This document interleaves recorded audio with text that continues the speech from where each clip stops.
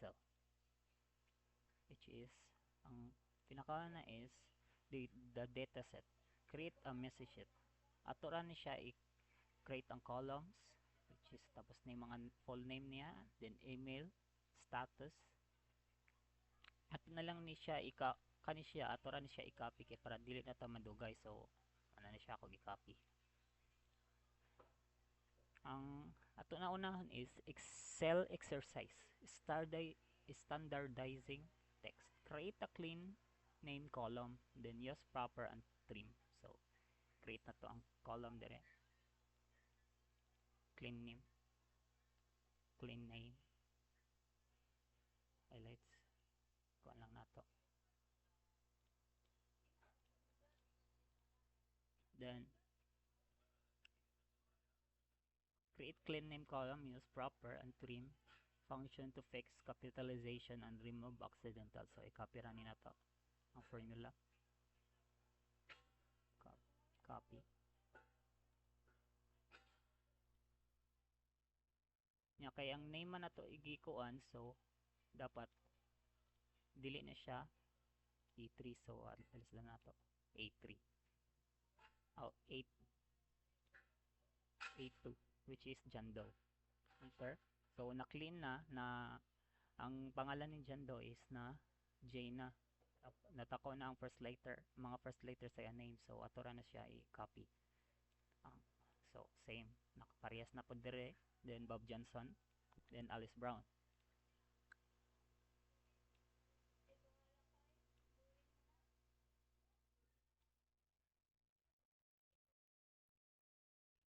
So ang sunod is handle missing. Create an email check column.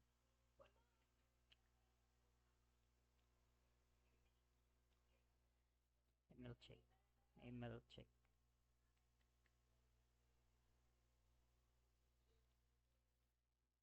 Center na to. Then ang kuan daw niya is formula is if it's blank and missing. So i-copy rin na to. Copies. Paste.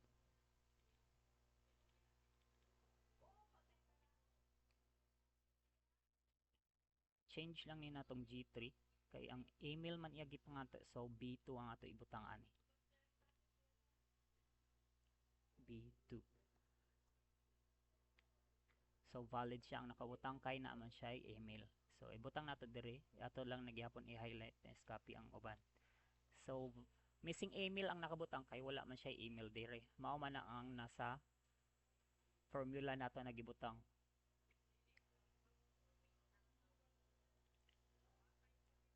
Then standardizing categories, nested if or ifs. Create clean status column. So maghimo na po tag clean status column.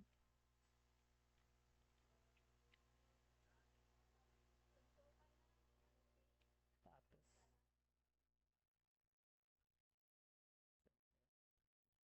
So ang formula daw is ito lang siya copies kay para madali lang ta. Ang pasabot da ni if ang kaning na number, so status is C2. Tama na siya. Kung naa daw done makabutang, ang ibutang is complete.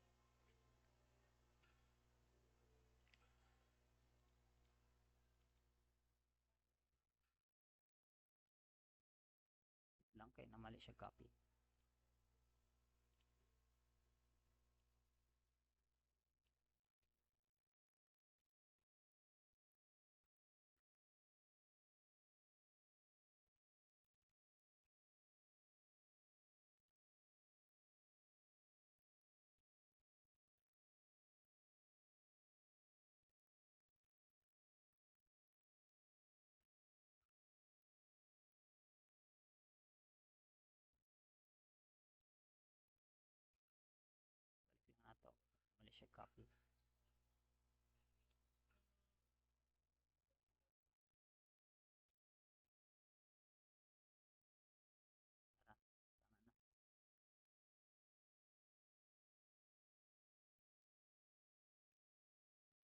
nakabutang diri is I3, so ibutang nato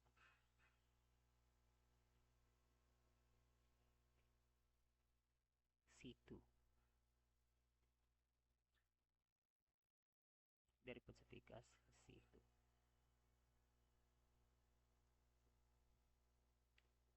So complete.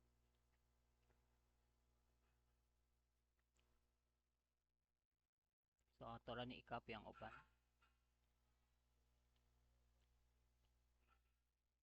So ang kanira siya ang naglain, ang nakabutang man niya is canceled. So which is sa exercise 4 na to, text to column. Highlight your full name column, go to data text column, this choose delimitate, check space, and split the name into first and last column.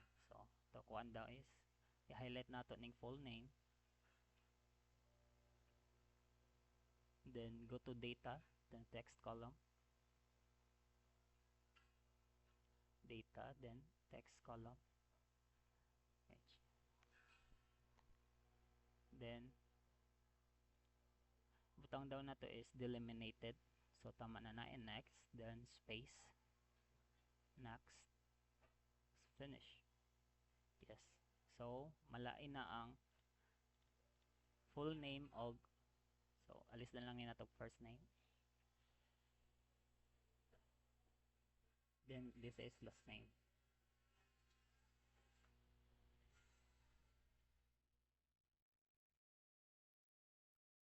Okay na, so removing duplicates. Ensure your data set doesn't count the same transaction or customer twice.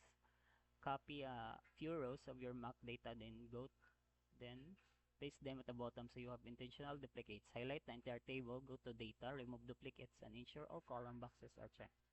Close, check okay. So, kung na nato, copy lang tagtalo ka buo. Copy, tapos paste nato dire. Nakaka-copy na ta, so ato din i-highlight tanan.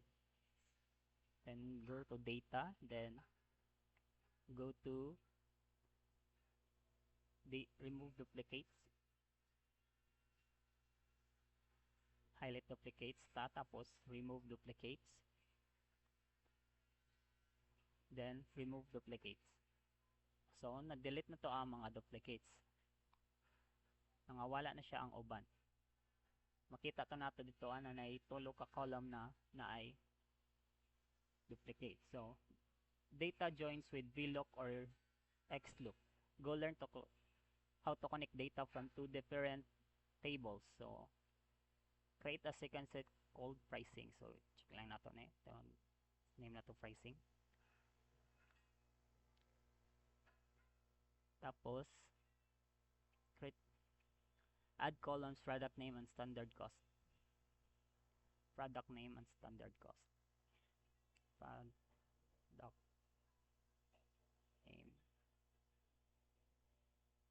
standard cost. So ato lang ni plastaran.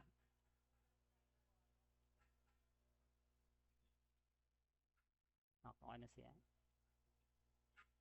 So but nga na rin nato og create cost column, VLOOK. Ato ma-refold the cost from pricing. So product name, ato lang siya himuag mga product. Himuan nato mga copy lang ni nato. Butang nato sa pricing.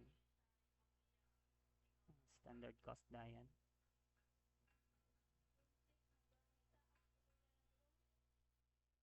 But nga na lang atog mga cost is 800, 600, 400. Okay, wala man nakabutang diri na unsay mga data na ibutang. So ako na lang nagihimo sa data. So assuming your C2 mao ni ato formula. Copy nato na siya. Ato din ta sa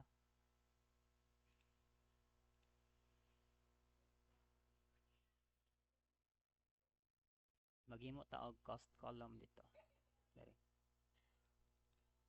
Cost.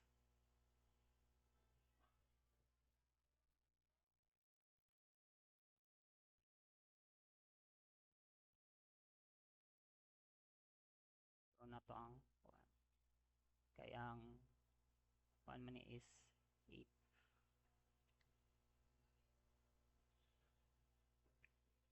Ang product name man nato is naa sa A2, so ibutang nato A2.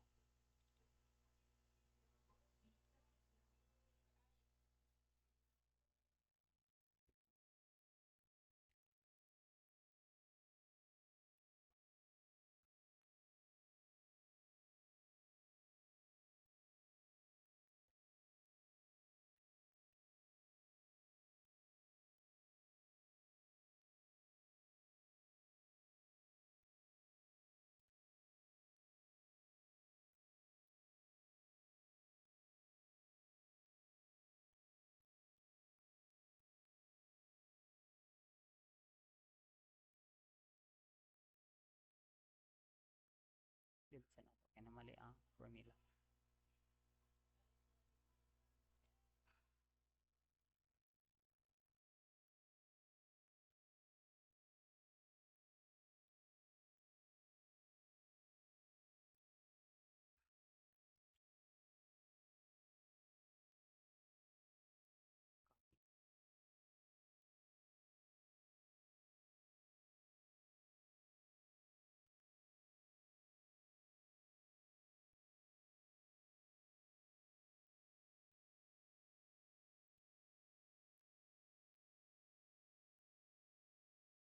So ang nakabutang dito is 800. So sa laptop is 800. So kung kay laptop man ni siya 800 nakabutang, so ato na i-copy. So same na siya, ang keyboard is